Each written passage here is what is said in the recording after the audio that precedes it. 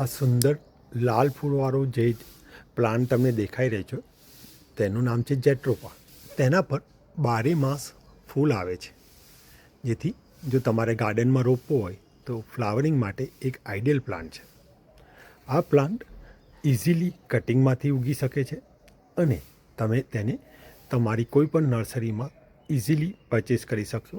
આ plant રોપવાનો ideal time ફેબ્રુઆરીથી September છે. આ પ્લાન્ટને સનલાઇટ ખૂબ જ પસંદ છે, તો તમે એવી જગ્યાએ રોપજો એના પર સૌથી વધારે સનલાઇટ આવે. એટલીસ્ટ 5 થી 6 કલાકની ડાયરેક્ટ સનલાઇટની એને જરૂર પડે છે. હવે જમીનની વાત કરીએ, કુંડામાં રોપશો અથવા જમીનમાં રોપશો તો એ સારું જ રિઝલ્ટ આપશે. તો જમીન સારી રીતે પાણીનું વહન કરી શકે એવી હોવી જોઈએ.